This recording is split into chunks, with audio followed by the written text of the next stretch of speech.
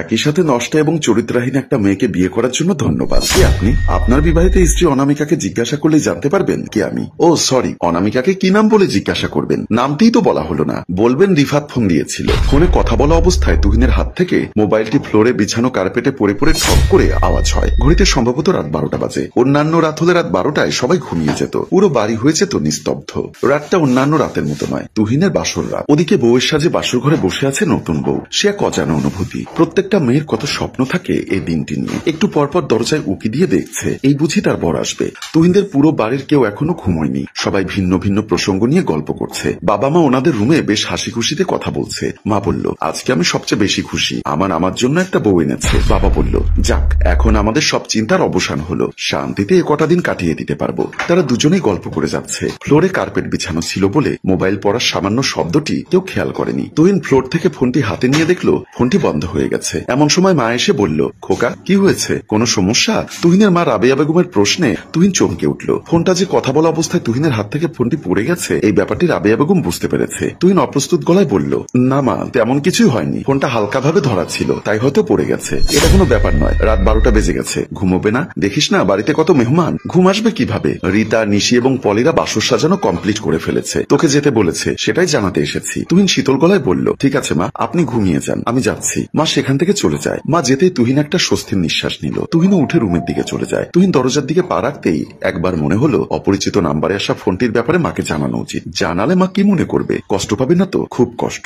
না, মাকে জানানো যাবে না। এ ব্যাপারে মা শুনলে ব্যাপারটা বিশ্রী দেখায়। বরং বাবা মাকে না জানিয়ে নিজেই বিষয়টা তদারকি করে। এসব ভাবতে ভাবতে সে রুমে ঢুকে যায়। সে রুমে ঢুকেই দেখে বাসর ঘর আর বউ একদম রেডি। বউ ঘোমটা দিয়ে বসে আছে। ব্যাপারটা একটু রোমান্টিক। সে মৃদু হেসে খাটের পাশে চলে যায়। আনিকা তুহিনের উপস্থিতি টের পেয়ে সামনের দিকে ঘুরে বসলো। ঘুরতেই মাথার ঘোমটাটা সরে গেল। তুহিন অনামিকার দিকে গভীর দৃষ্টিতে তাকালো। অনামিকাকে অসম্ভব সুন্দর লাগছে। মাঝরাতে আকাশের আবছাগুলো সরে গিয়ে হঠাৎ হঠাৎ চাঁদটি দেখা গেলে যেরকম সুন্দর লাগে সেরকম সুন্দর। অনামিকাকে এতটা সুন্দর লাগছে কেন? হয়তো বাসর রাতই পৃথিবীর একমাত্র রাত, যে রাতে চোখের দৃষ্টিভঙ্গি নিজে থেকেই সবকিছু সৌন্দর্যমণ্ডিত করে তোলে। তুহিন আনিকার চোখের দিকে মুগ্ধতার দৃষ্টিতে তাকালো। বাসর রাতে স্বামী তার স্ত্রীর দিকে মুগ্ধ দৃষ্টিতে তাকিয়ে আছে। দৃশ্যটি ছবির মতোই সুন্দর। তুহিনের চোখ ফেরাতে ইচ্ছা করছে না। কোনো মেয়ের প্রতি তুহিনের আগে কখনো এমনটা অনুভূত হয়নি। আমার ফ্রেন্ড ফারজুর সাথে তো কখনো এমন হয়নি। সেদিন কেক কখন কাটবি ফারজু? বাকিরা কই? আমার একটা কাজ আছে, যেতে হবে তাড়াতাড়ি। তখনই ফারজু একটি সুন্দর ড্রেস পরে আসে। ফারজুকে অপরূপ লাগছে। ফারজু বসে বলল, এই তো সবাই আসবে,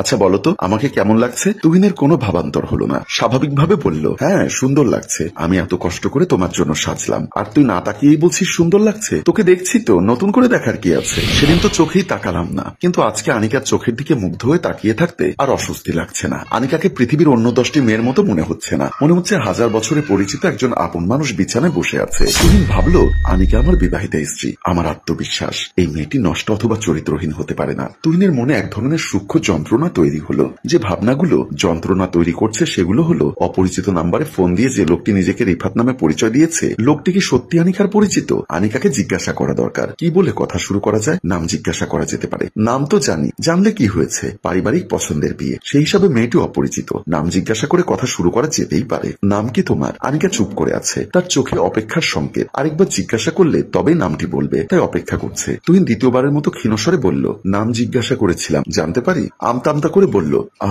আনিকা। শব্দটি বলতে গিয়ে গলার স্বর আটকে গেল। তুহিন বলল, তুমি কি কোনো কারণে ভয় পাচ্ছ? আনিকা বলল, হ্যাঁ। আমাকে দেখে ভয় পাচ্ছ নাকি অন্য কোনো কারণ আছে?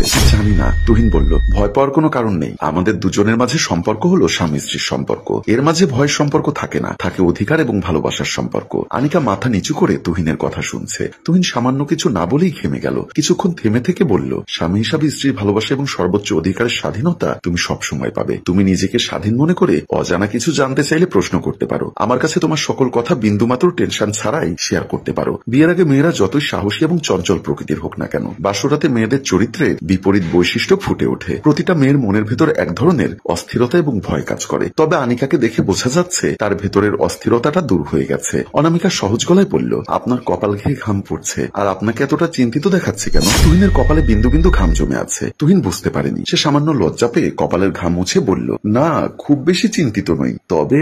আনিকা আগ্রহ নিয়ে বলল, তবে কি? তুহিন মোবাইলের পাওয়ার বাটন অন করলো। মোবাইলটি অন হতে পুরো 1 মিনিট লাগলো। এই 1 মিনিট তুহিন ফোনটির দিকে এক দৃষ্টিতে তাকিয়ে রইল। মোবাইলটি অন হওয়ার সাথে সাথে আনিকাকে বলল, দেখো তো ফোন নাম্বারটি চিনতে পারো কিনা? আনিকা তাকিয়ে নাম্বারটি দেখে বলল, না। কার নাম্বার এটা? আমাকে কেন দেখাচ্ছে? বলছেন। ঠিক আছে, নামটি বলছি। নামটি পরিচিত হলে নাম বলার সাথে সাথেই চিনতে পারার কথা। রিফাত নামের একটি ছেলে ফোন দিয়েছিল। আনিকা, সত্যি করে বলো, রিফাতের সাথে তোমার কিসের সম্পর্ক? আনিকা নামটি শুনে চমকে ওঠে। আর ওদিকে সে অচেনা লোকটি চেয়ারে বসে আরেকজনকে ফোনে বলছে। হয়তো এতক্ষণে তুহিন তার স্ত্রীর কাছে সব বলেছে। আশা করি এই বিয়ে বেশিক্ষণ টিকবে না। আমার যা পাওনা তা পাঠিয়ে দিবেন, না হলে আমি কি করতে পারি তা আপনি জানেন। বলেই ফোনটি কেটে দিয়ে একটা ডেভিল হাসি দেয়। বলো না কেন রিফাতটাকে? এতটাই চিৎকার দিয়ে বলল যে ডাক শুনে তুহিনের বাবা মা দৌড়ে দরজার সামনে আসে। আর মা দরজায় টোকা দিতে দিতে বলল, কি হলো খোকা, এত চেঁচামেচি কিসের? বাবা বলল, বাড়িতে আরো মেহমান আছে, সেটা মাথায় রাখিস। তুহিন ঘাবড়ে যায় বাবা মায়ের ডাক শুনে। না বাবা, না মা, কিছু না, আপনাদের বৌমা তেলাপোকা দেখেছে তাই। তারপর আনিকার কানের কাছে গিয়ে ফিসফিস করে বলল, তুই যদি রিফাতকে তা না বলিস তাহলে তোর এই বাড়িতে কোনো স্থান হবে না, এটা মনে রাখিস। আনিকা বেশ চমকে ওঠে সব কথা শুনে। সে বেশ ঘামছে। কি করবে সে, কি বলবে? আর এখানে একটি বড় ধামাকা লুকিয়ে রেখে আমাদের গল্প শেষ হয়। সম্মানিত ভিউয়ার্স, কে সে অচেনা লোক যে ফোনে এত কথা বলল? আর বরের মুখে রিফাত নামটি শুনে কেন নতুন বউ এত ঘাবড়ে গেছে? সব জানতে পারবেন গল্পের দ্বিতীয় পর্বে। গল্পটির ভাবনা ও পরিচালনায় হাশেম রাজু, চিত্রগ্রহণ রোমান ও মিজান মামা, প্রযোজনায় মঞ্জুর মোর্শেদ মিউজিক প্লাস। গল্পটি ভালো লাগলে লাইক, কমেন্ট ও শেয়ার করে দিন। ধন্যবাদ।